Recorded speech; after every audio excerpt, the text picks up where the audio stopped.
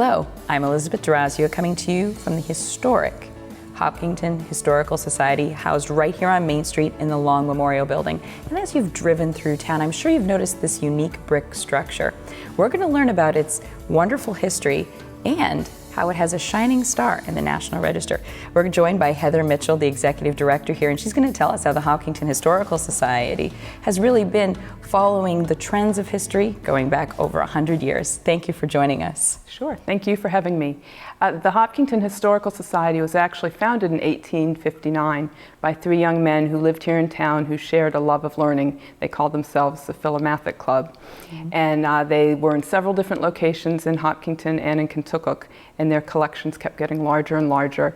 And then in 1890, when they were looking for a more permanent home, Lucia Rollins Long donated money in memory of her husband, William Long, and built this building for the Historical Society. And so it was built in 1890, and it is the oldest purpose-built historical museum for a historical society in the United States. That's a unique honor. You know, there's a lot of historical societies that may have been around that time or a little bit sooner, but this is the first time there's been one where the building has been designated for that purpose. Absolutely, absolutely, and as such, it's listed on the National Register of Historic Places. It's a beautiful facility. As you come in and you walk up the beautiful walkway with the gardens, you feel like you're in a time warp. You know, you've really captured the late 1800s here. The architecture, the window work, and everything is just absolutely spectacular. Well, it is a beautiful setting, and so it's always nice to host events here and have exhibits here in such a historic building.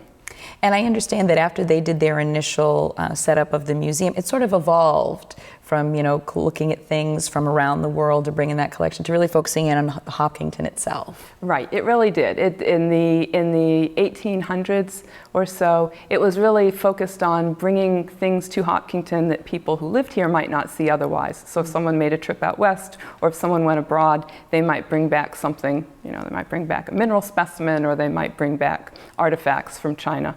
But then beginning in the 1920s, it was decided to really focus on the people of Hopkinton and on Hopkinton itself. And so since that time, that's really been the focus. How do you support something like this? Walking around here, you can tell that the building needs maintenance, but it's impeccably kept. But how do you actually support the programs and things that go on year-round here?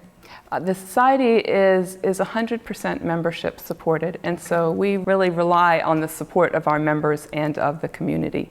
And so we currently have about 300 members, and so through their support, we have an annual appeal, but through their support and through the programs that we have, we're able to raise money to help keep the society going. And we're really privileged to be able to do that. You know, there are other organizations that it's been more difficult for them to do.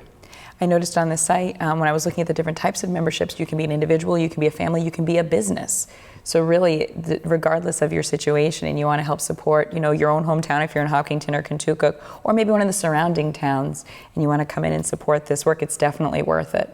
Oh, absolutely. Yes, we have membership levels to support any level of interest. And we've also found that people like to give memberships as a gift, perhaps to someone that grew up in Hopkinton but now lives out of state. So it's a way for them to remain connected to the community.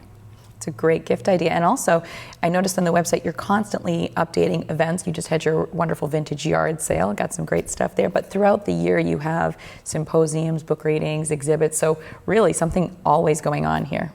Right. We do try and have a lot of things going on. In October, for example, we're having another cemetery walk, which is where we have local people come and perform and appear as people that are buried in some of the local cemeteries.